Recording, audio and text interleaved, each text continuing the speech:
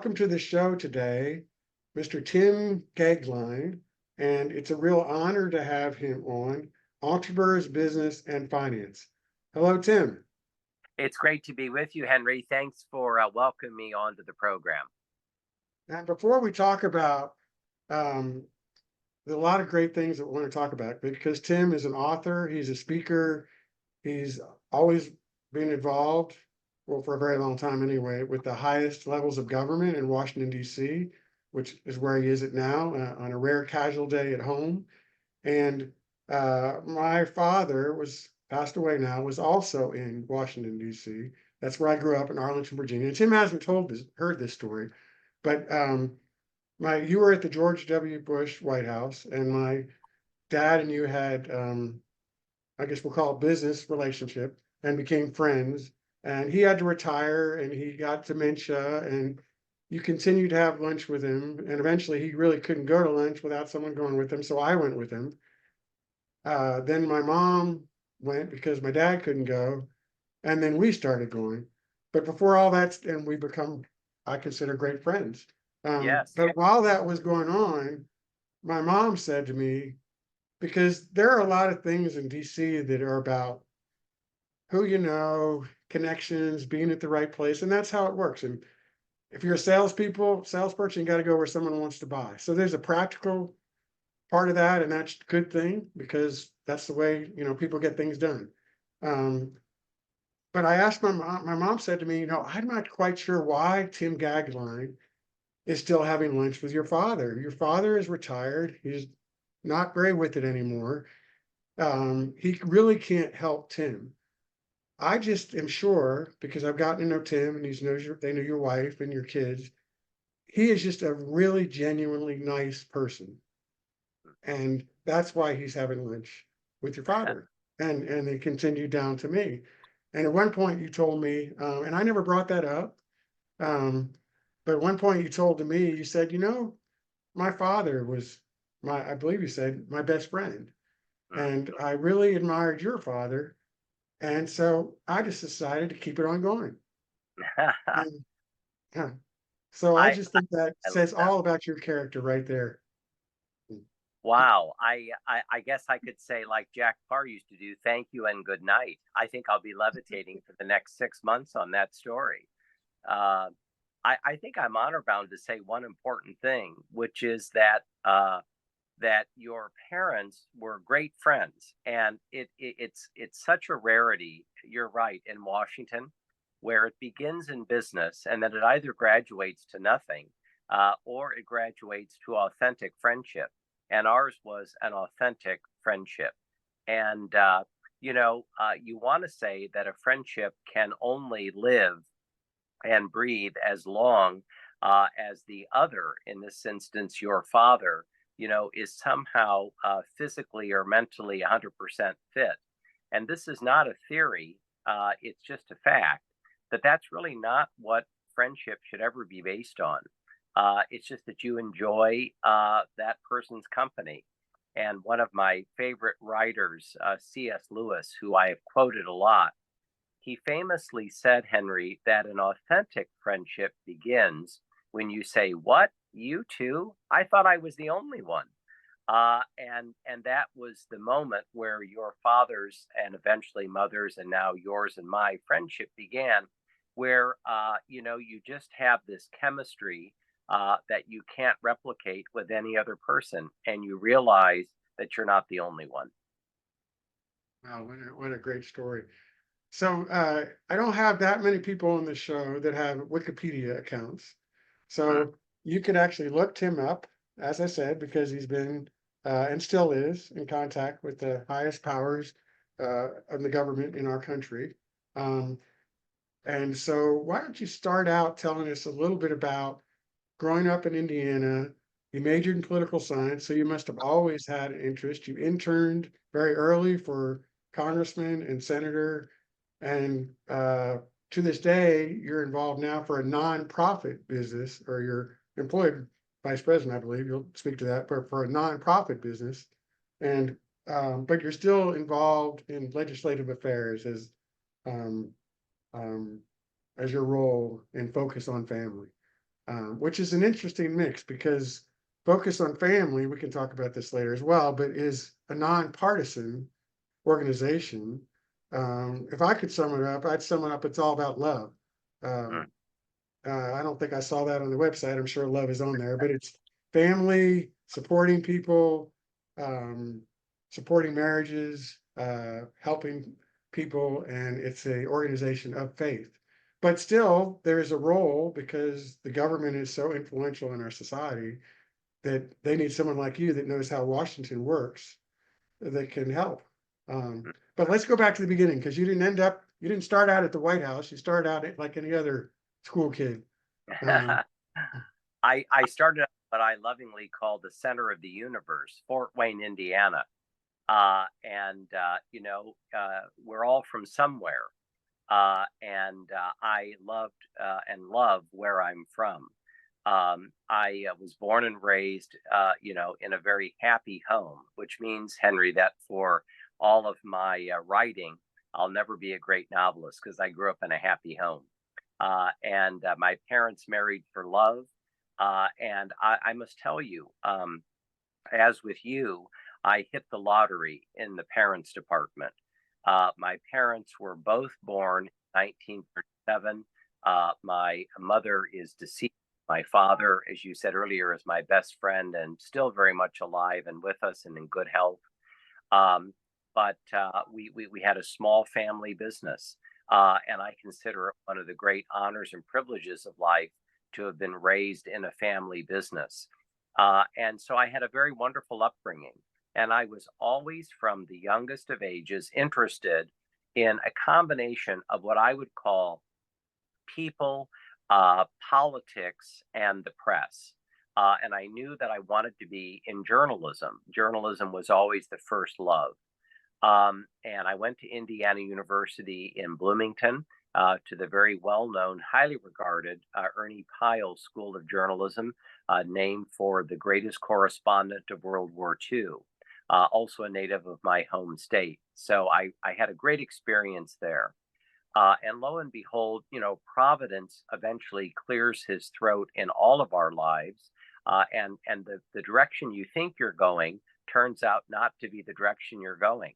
And I received a telephone call almost out of the blue from a friend of a friend saying, "Why don't you apply for an internship in the office of Senator Dan Quayle?" And at that point, Dan Quayle was a new senator and the youngest U.S. senator from Indiana.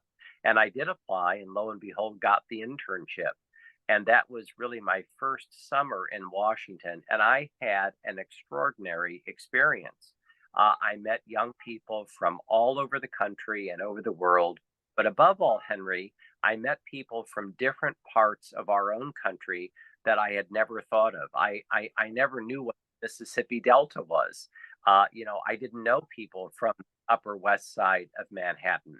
I remember befriending a woman who had grown up actually in a neighboring state of mine, and the description of her upbringing was completely and entirely different from the experience I had. And I learned in that summer to love the geographical diversity of our country, the people, the personalities, and so forth. And the next summer, I interned again, that summer in Washington, in the House of Representatives for an even more obscure Dan Coates. So the first summer for Dan Quayle in the Senate, the second summer for Dan Coates in the House. And I also interned at NBC News in Washington on the weekends. So I had a wonderful summer. Graduated from IU, became a television news producer, and lo and behold, I was there less than a year. Dan Quayle became the Vice President of the United States. Dan Coates became the new appointed U.S. Senator from Indiana. And Dan Coates asked me to come back to be his Deputy Press Secretary, then Press Secretary. And I ended up staying in the Senate for 10 years, which these days is almost unheard of. The average lifespan of a staffer, a senior staffer in the Senate tends to be, 18 months or a couple of years. So I was there for about 5,000 dog years. And last story, I was with Dan Coates until he left the Senate after a decade. He kept his promise and term limited himself, how rare in Washington. And I was offered a wonderful job in a foundation. And I thought, I'm done with politics. And Dan, who's a great friend still, he said, I don't normally speak like this, Tim, but you're making a big mistake. You've worked this long at this end of Constitution Avenue. Have you ever thought about joining a presidential campaign? And I took his advice. I joined a presidential campaign, and it was a small and nascent one. It didn't go much, didn't go anywhere after the New Hampshire primary. But I received another telephone call, and this one from Governor George W. Bush's office, and I was offered a wonderful job in the Bush for President campaign. My wife and I, our two wonderful sons, moved to Austin. 36 days in Florida during Bush v. Gore when nobody won, and then George W. Bush won. And a person I'd only met twice, Karl Rove, offered me a position in behalf of George W. Bush as a special assistant to the President of the United States. That's where I met your great dad and your great mom. I was there for almost 8 years at the White House. And then from there, as you said, for the last 16, as one of the vice presidents at Focus on the Family, all in Washington, which I think these days is particularly unusual. So, in sum, that's me from boyhood until 3 seconds ago. And it's been a rather interesting and privileged, and I say that with humility, wonderful life.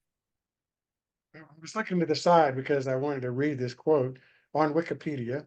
And one of the power brokers in Washington, D.C. said, if I have a message that I want to get to Rove or the administration, talking about the George W. administration, I scribble out a note to Tim, and within 24 hours, I have a response back. So that is that is an interesting place in history. I give you, and I'm a very serious Christian, so I really give all the thanks to God because, as I say, you just can't plan this. I've had every failure it's possible to have in life. We could do another 14 programs on all my failures. And I've had a few successes, and I must tell you, the failures are really my fault. I own them. And the successes I really attribute to God and to my extraordinary wife and these remarkable mentors. But one of the real blessings of my life was to be hired by Karl Rove to be the deputy director of one of the offices at the White House. And only because of a great friendship and trust between Karl and me in those years did he give me entree to President George W. Bush. And I promise you, Henry, then and now, I did not take that lightly or for granted. And it is unusual. I don't know what percentage of people, even in politics, ever work at the White House, much less for as long as I was privileged to do. But I will tell you again with categorical humility that one of the great privileges was having that kind of ability to interact with President Bush, to be able to help shape and form some of what that presidency did, mostly on the domestic front. I was the president's chief point of contact for all of my fellow people in the faith community, my fellow conservatives, the veteran service organizations, a lot of the cultural institutions.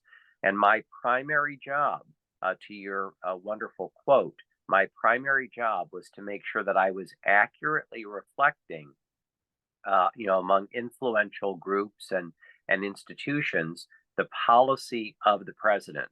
And I had a second related job, and that was to make sure that I was feeding into the White House bloodstream with pinpoint accuracy what those groups and individuals and institutions believed about those policies. And I think that is a very healthy way to navigate, the building of a presidency and the governing of a nation. And you realize, and I've written about this, but you realize that you are bigger than yourself. You're part of something bigger than yourself. And I think that in healthy White Houses and in a healthy politics, it's good for people who find themselves on either side of the political aisle. You also told a story, so we'll get to this, but you are a published author, 4 books so far, one coming, maybe more than four, but in the past, I don't know, but four more recent ones. And you speak around to a lot of universities, a lot of students, different locations. And you gave a speech here in Dallas, which you invited me to come, and I learned something that I didn't know. But my dad, from you about my dad, he passed away by that point, but he used to lecture. He lectured with Justice Rehnquist Yes. to students one summer, and he did that with Justice Scalia for I think 20 years. And so he was the one. He was with Justice Rehnquist because they were good friends, just as he died or shortly before. And he let the White House know, and he let the White House know because he called you. I must tell you, that is truly, authentically one of the most memorable nights of my life. In fact, if I live to be 1,000, I'll never forget it because we were getting ready to go to bed. It was a little after 10 o'clock, and our home phone rang. And that's typically a thing that, doesn't connote like the happiest news in the world. And it was your father. And he was by nature incredibly lawyerly, which I loved about him, formal by nature. And then when you got to know him, a very warm hearted person who thought very deeply about the most important things. And he had a real gift for friendship. And one of his friends was the Chief Justice of the United States, Bill Rehnquist. And so your father phoned me at home and said, I wanted to let you know right away that Chief Justice Rehnquist has died. And I wanted to let you know as a courtesy because the ramifications and the implications, uh, using your father's words, of Bill's death will be enormous.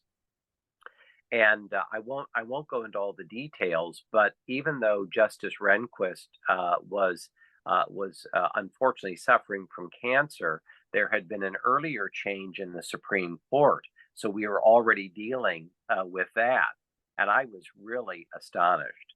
And I thanked your father profusely. I called a very trusted ally at the White House to let him know, who let me know that he would let the president of the United States know.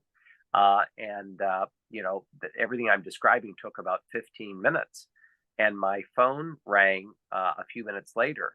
And it was my friend in the White House saying, now, wait a minute. He said, I just let the leader of the free world know that the Chief Justice of the United States of America has died. Um, are we certain about all this? And I said, I'm absolutely certain. I've heard from a source that is the most reliable person I can possibly think of. My trust and respect for this particular source is A plus. And he said to me, preliminarily, Goeglein, you better be right. What is this man's cell phone? Let me call him. And I thought, I don't think that Marion Harrison probably has a cell phone, That's another or story. Yeah.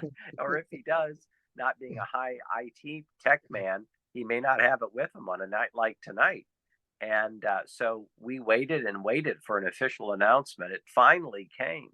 But of course, it was a reminder that the reliance of this kind of information and sources really matters. But it is absolutely true that for all of the tectonic changes at the United States Supreme Court, your father definitively was a very important source on one of the most consequential transitions of the Bush years.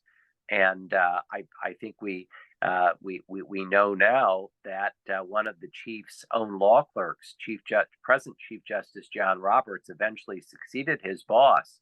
But there would be many turns and twists in Supreme Court nominations, including three alone during the Bush years. So it was not an inconsequential thing the way that we learned and conveyed and let the president know.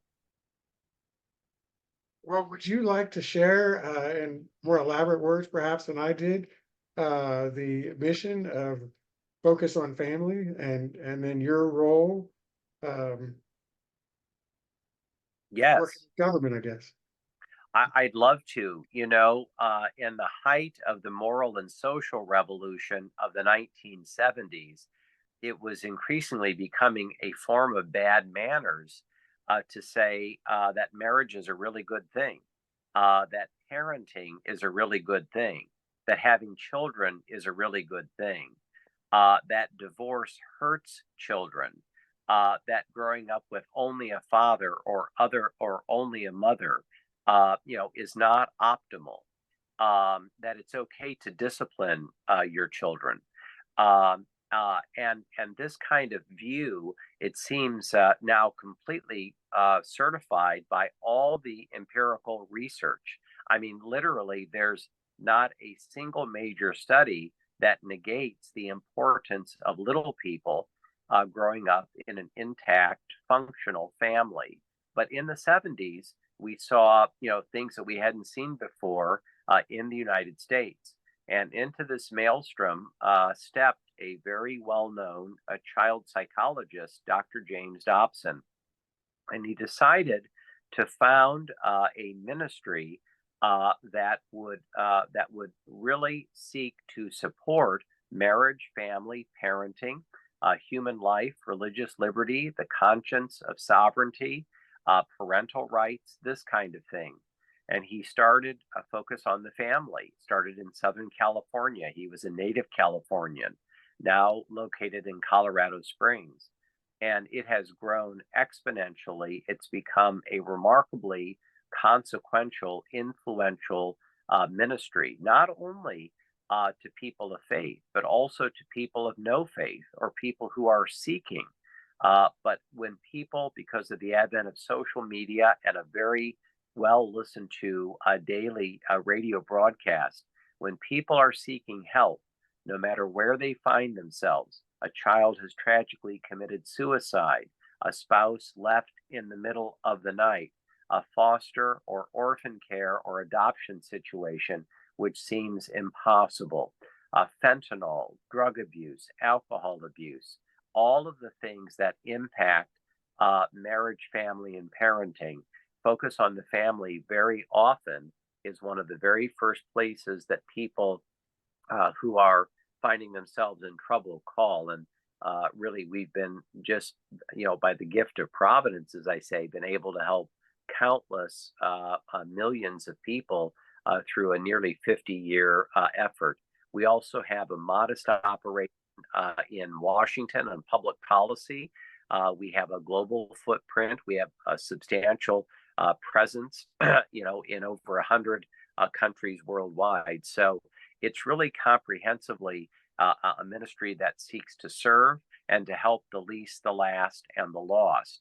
But also, and this is important to say, Henry, also for healthy marriages, healthy parenting, for the opposite of what I've said, it's also a wonderful one-stop shop. It's a wonderful resource of information to support family, and so it's beautiful and a blessing to be a part of this ministry across all of these years.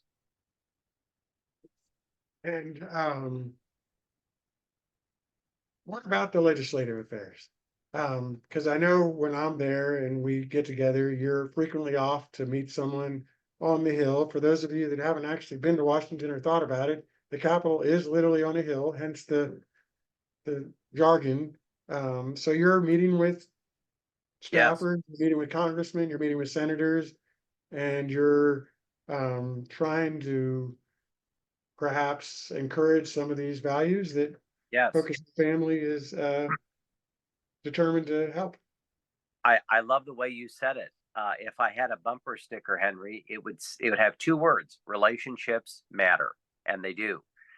Washington is a city of relationships, and so as Focus's eyes and ears in Washington, as our ambassador, to the most powerful city in the world, it's very important that I have relationships with senators and with members of the House.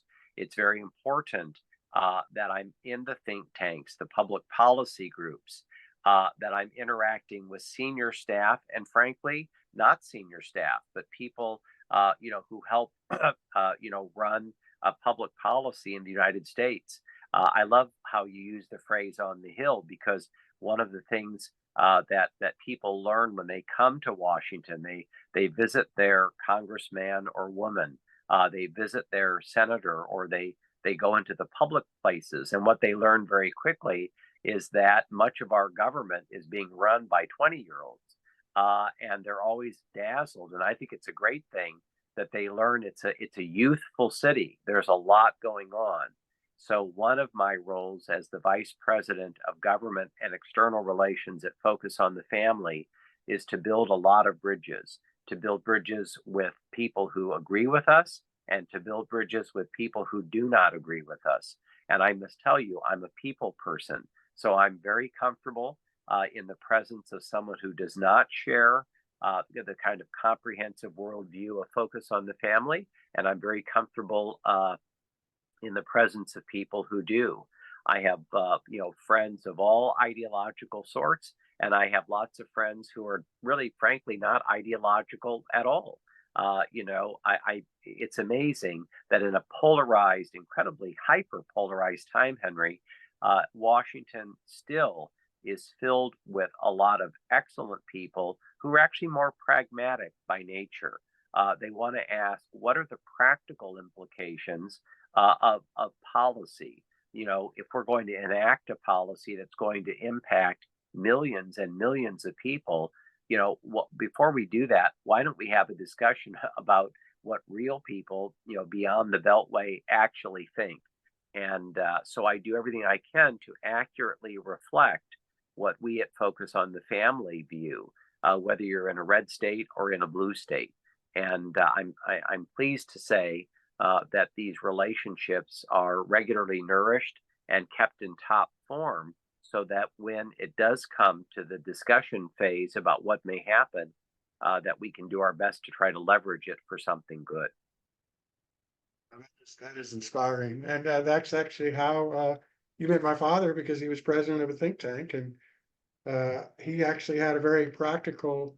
I remember you sharing this, and I knew this growing up. His specialty was administrative law, so how the federal Yes, government is administrated, and he had his pulse on what was going to happen in the practical world of politics as opposed to what people wanted to happen, said was going to happen. And you said he was a good source for that.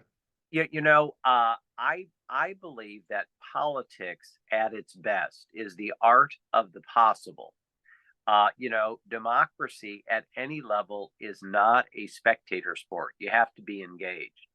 And one of the things that I think is the best of Washington was really embodied in your father, and it's the following.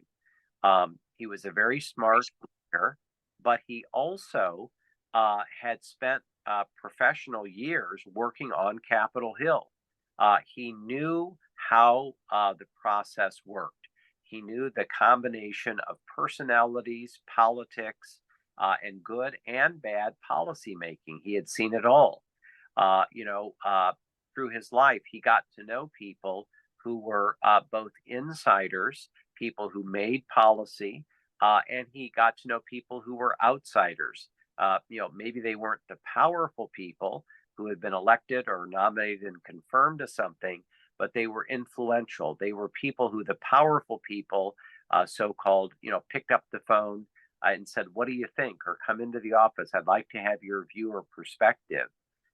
There was one particularly very, very influential conservative figure in Washington. In fact, I would argue that in all of the history of American conservatism, this particular individual I'm thinking of was not only close to your father, but told me was the single most important figure in this man's orbit, your father, and that he relied on your father's experience, his insight, his wisdom, and his sense about what was possible. And I think that this kind of practical sense is a real gift to be able to speak to an influential person or a powerful person and to say, that might be the ideal, that might be what you want to do, but here are the 3 or 4 practical ramifications of either getting there eventually, or maybe thinking otherwise that this is not perhaps the best time or the right thing to do. And I think, frankly, I'm not overstating it, but I think we're missing those kind of people more than ever. Because in an era, as I said earlier, of hyper polarization, I think too often people shoot from the proverbial hip. They think less about the practical ramifications and they think more about how we can get on TV tonight or how we can garner a headline or get into social media. And by the way, we need all those things. It's part of the American experience. But I think far more important, and especially for what I do at Focus on the Family, is this good for real people in real situations who are really dealing already with a lot in their personal lives? That is terrific to hear you say. And I would like to read a few of the books that you've written. The most recent one is uh, A Perfect Union. There's longer titles, but that's the main part of the title. American Restoration, Stumbling Towards Utopia. And you have a new one coming out. Would you like to talk about as we wrap up? I know you've got to go back Yeah, downtown. You yes, often I'd wear be a bow happy. tie. I'm picturing you with your bow tie back on soon. Talk about the Perfect Union or your newest book or anything else you'd like to talk about to wrap I, up. you bet I'd be happy to. In order, the first book was Man in the Middle: Faith and Politics in the George W. Bush Era. It was a memoir of the Bush years, particularly the centrality and importance of faith and public life in those years, and why the Bush presidency, for all of the revision and discussions, in my view, it's very important to not miss the centrality of the president's faith and how that faith really impacted domestic, foreign, and security policy. And it's the differentiation of the book. And it's one of the things that I wanted to cover. And I think even now, it's often a major part of the Bush Cheney years that is almost always forgotten. The second book, as you say, Henry, is called American Restoration. I'm a bottomless optimist. I really am, and an incorrigible optimist. And it's not because I just get up every day and gosh, confetti to the wind. I really believe in the United States of America. I believe that our country and culture is going through a very, very difficult time, and I don't make light of that. But I do believe that restoration and renewal is possible. And I wanted to outline in a book, not from some fancy talking points. Boy, it's always going to be better tomorrow. No, I wanted to actually, and I didn't want to do a book. Kind of here's the 15-point plan. You know, it's not a cookbook. What I wanted to do is to give some historic sense of other polarizing eras and how America came through those, and often as a much better and stronger country. And I believe that it is possible that we will have a period of restoration and renewal. And so I wanted to write about that. The third book is called Toward a More Perfect Union: The Moral and Cultural Case for Teaching the Great American Story. And I wrote this book before the era of cancel culture and erasure culture and all of that. But it's a book that defends understanding the timeline of American history and what are the ramifications for the kind of historic and cultural illiteracy that we see too often in our country. And I close the book by again offering some very practical ways that we can increase historic literacy with the rising generation of young people. I think that it's very important because historic and cultural amnesia, I think, is very dangerous for the free society. And as you say, in September, the fourth book is called Stumbling Toward Utopia. And it's a history of the 1960s, but it's more than that. Stumbling Toward Utopia is really about where did all the ideas of the moral and social revolution, resulting in 1968, 69, etc. Where did all those ideas come from?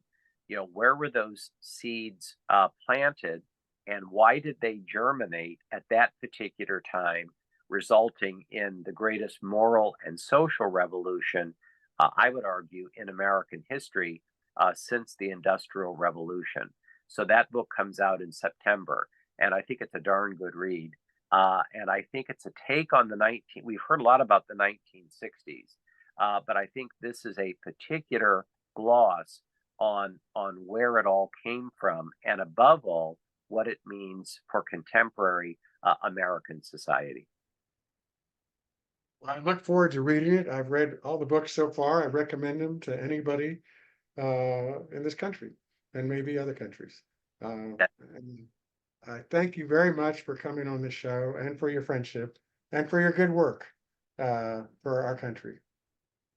It's so kind of you, Henry. I'll tell you, it's a treasured and cherished friendship with you, more than I can put into words.